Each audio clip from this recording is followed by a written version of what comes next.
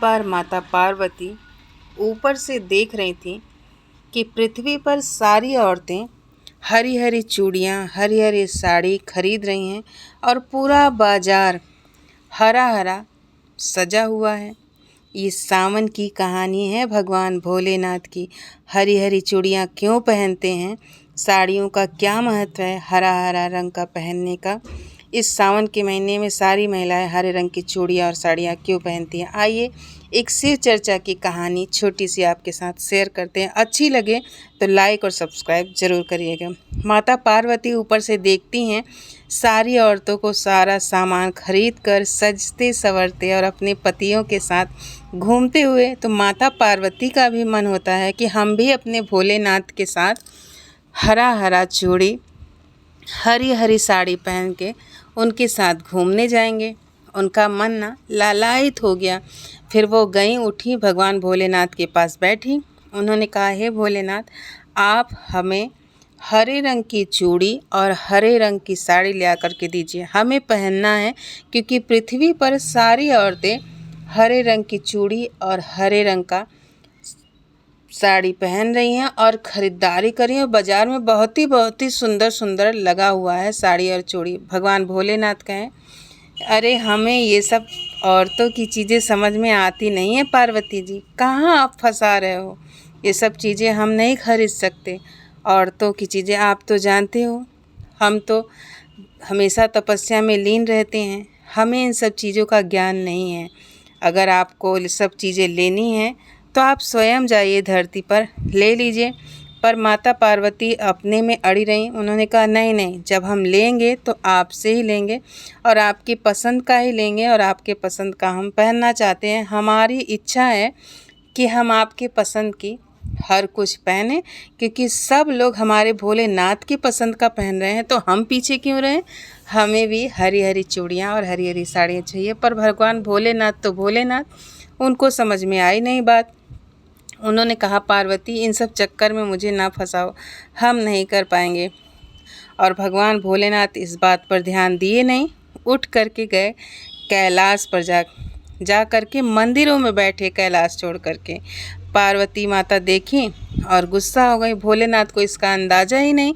भोलेनाथ तो गए, सावन के महीने में उनके ऊपर जल चढ़ रहा है, पंचामृत चढ़ रहे हैं, दही चढ़ रहा है, दूध चढ़ रहा है, शहद चढ़ा है, धतूरा, पान, बेलपत्री, सब इन सब चीज़ों में भोलेनाथ एकदम मगन, भूल गए कि पार्वती ने हमसे कुछ कहा था। और माता पार्वती ये सब देख करके भगवान भोलेनाथ से नाराज़ होकर के अपने मायके, अपने माँ के पास चली गई। जब माँ के पास पहुँची तो उनकी माँ ने पूछा, पार्वती बिटिया, सब खैर तो है, ऐसे कैसे आ गई। तो बस पार्वती माता ने कुछ बोला नहीं, बोला, माँ आपसे मिलने आई हूँ, मन कर रहा था मिलने का, पर कुछ दिन आपके साथ रहूँ। तो उन्होंने कहा, पार्वती माता की माँ ने, बिल्कुल रहो बिटिया, काहे नहीं, सारी लड़कियाँ मायके में आती हैं, सावन के महीने में आप भी आओ, पर ऐसे कैसे आ गए। तो उन्होंने कहा, माता पार्वती ने, कि बस आपसे मिलने का मन किया, हम चले आए। माता तो माता होती हैं, वो जान गई। उन्होंने बोला कि नहीं नहीं, कोई तो कारण है पार्वती, जब बेटियां अपनी मर्जी से आती हैं तो ऐसे ही चली आती हैं, पर सबके अपने पति की इच्छा से आती हैं तो सच सवर के आती हैं, हंसते चहकते हुए आती हैं। पर आपका मन देख करके ऐसा लग रहा है कि आप दुखी हो। पार्वती ने कहा, नहीं नहीं माता, आप परेशान नहीं हो, हम तो ऐसे ही आए हैं आपसे मिलने, कुछ दिन आपके साथ रहें। उनकी माता ने कहा, ठीक है बेटा, रह लो। माता भी समझ गई बातें और उन्होंने कुछ कहा नहीं, पार्वती को अपने पास रख लिया। माता पार्वती कुछ दिन तक अपनी माता के पास रहीं। ऐसे ही दिन गुजर रहे थे और भोलेनाथ यहाँ मंदिर में मगन थे, अपना भांग धतूरा चढ़ रहा था, पूजा हो रही थी। फिर कुछ समय बाद सावन बीत जाता है। सावन का महीना ख़त्म, भोलेनाथ की पूजा बंद।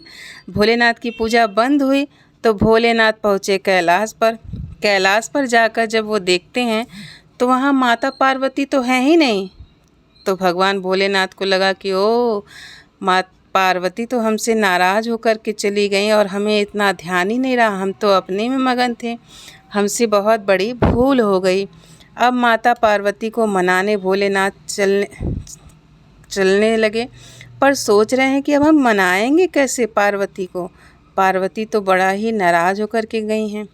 कुछ देर वो ध्यान में बैठते हैं और सोचते हैं कि पार्वती को मनाने का कुछ तो तरीका मिले। भगवान भोलेनाथ उन्होंने उनको याद आया कि पार्वती ने तो हमसे चूड़ियाँ मांगी थी, तो क्यों ना हम चूड़ी लेके चलें। उन्होंने बाल रूप पकड़ा, एक बच्चे का रूप बनाया और चूड़ियों की थैला उठाए कंधे पर लादे और चूड़ी बेचने चल दिए। लो चूड़ी, लो चूड़ी, लो चूड़ी, पूरे गांव में चूड़ी का आवाज़ लगाते रहे, मनिहार बने रहे। बच्चे के रूप में चूड़ी बेच रहा था। बच्चा बहुत ही अद्भुत और सुंदर था। सारी गांव की औरतें उस बच्चे से चूड़ी ले रही थीं, तो उस बच्चे के ऊपर माता पार्वती के माता की नज़र पड़ी। माता ने सोचा कि हमारी पार्वती के हाथों में चूड़ियाँ नहीं हैं और हम अपनी पार्वती को चूड़ियाँ पहनाते हैं। उन्होंने पार्वती को बुलाया और कहा, पार्वती चलो चूड़ियाँ पहन लो। एक बच्चा छोटा सा है, बहुत ही सुंदर है, पूरे गांव के लोग चूड़ियाँ ले रहे हैं, चलो तुम भी पहन लो। पार्वती बोली, नहीं माता, हमें चूड़ी पहनने का मन नहीं है। पर माता ने कहा कि ऐसे सुहागिन महिलाओं के हाथ खाली खाली अच्छे नहीं लगते हैं। लोग क्या कहेंगे कि भोलेनाथ की पत्नी खाली हाथ हैं, चलो चूड़ी पहन लो। पार्वती जी उठ करके जाती हैं चूड़ी पहनने, जाती हैं उस बच्चे के पास चूड़ी पहनने। बहुत ही सुंदर सुंदर चूड़ियाँ, हरे भरे रंग बिरंगे, लाल पीले हर रंग का लिए करके बच्चा चूड़ी ले लो, चूड़ी ले लो बोल रहा था। माता पार्वती गई, हरे रंग की चूड़ी पसंद करती हैं, और जैसे ही उन्होंने माता पार्वती ने अपना हाथ फैलाया, वो बच्चा एक गाना गाने लगता है। तोरा गोरा गोर बदनियाए पार्वती, तोरी गोरी गोरी कलैयाए पार्वती, अरे हम ही त हई तोर सजन माए पार्वती, हम नाही चूड़िया दियनी ये पार्वती, एही खातिर रुसलू ए पार्वती, आई के बैठलू अरे माता के पार्वती। इतना माता पार्वती सुनी, उनको लगा झटका, अरे ये बच्चा ऐसा गाना क्यों गा रहा है, इसको कैसे पता चला कि हम चूड़ी के लिए नाराज़ हैं। फिर उसने बोला, हम ही त हई तोर सजनवाए पार्वती। इतने में माता पार्वती गुस्से में अंदर चली जाती हैं, चूड़ी नहीं पहनती हैं। माता से कहती हैं, ये बच्चा अच्छा नहीं है, हम चूड़ी नहीं पहनेंगे। माता ने छोड़ दिया। फिर भगवान शंकर विचलित, अब क्या करें। माता पार्वती तो मानी नहीं, तो उन्होंने एक जवान युवा पुरुष का रूप लिया। एक हफ्ते बाद फिर से चूड़ी लेकर के आए। चूड़ी चूड़ी चूड़ी करते हुए गांव में घूम रहे थे।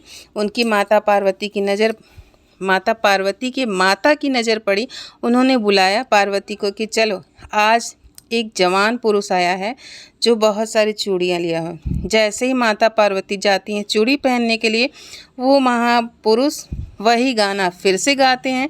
माता पार्वती भाग करके अंदर चली आती हैं, कहती हैं, माता आज के बाद हम कोई चूड़ी नहीं पहनेंगे, हमें चूड़ी नहीं पहनना, और कोई भी चूड़ियार आए हमें चूड़ी नहीं पहननी। भगवान भोलेनाथ विचलित, अब क्या करें, कैसे मनाएं पार्वती को।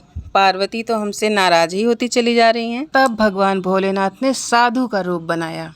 साधु का रूप बना कर के गए, चूड़ी लेकर के वापस, ऐसे ही सुंदर सुंदर हरी भरी चूड़ियाँ। माता पार्वती की माता ने फिर देखा और तुरंत गई, माता पार्वती को बुलाया, बोला, बेटा चलो, आज साधु आया है, साधु गाना नहीं गाते हैं, चलो चूड़ी पहन लो। बिना सुहागिन औरतें बिना चूड़ी बिना श्रृंगार के रहना अच्छी बात नहीं है, चलो। माता पार्वती इतने पर चल देती हैं कि साधु गाना नहीं गाएगा, चलो आज हम चूड़ी पहन लेते हैं। जैसे ही माता पार्वती हाथ फैलाती हैं, साधु महाराज फिर से वही गाना गाना शुरू कर देते हैं। गाना सुन करके माता पार्वती विचलित हो जाती हैं, फिर से वो नाराज़ हो जाती हैं। अब भगवान शिव ने अपना रूप धारण किया और माता पार्वती का कलाई पकड़ लिया और उन्होंने छोड़ा नहीं। उन्होंने भगवान भोलेनाथ ने माता पार्वती से माफ़ी मांगी। कहा, हे पार्वती, हमें माफ़ कर दीजिए, हमें ध्यान नहीं रहा कि आपको चूड़ियाँ इतनी पसंद है और हम अपने आप में मगन थे। हमें माफ़ कर दीजिए और अपने कैलाश पर्वत पे चलिए।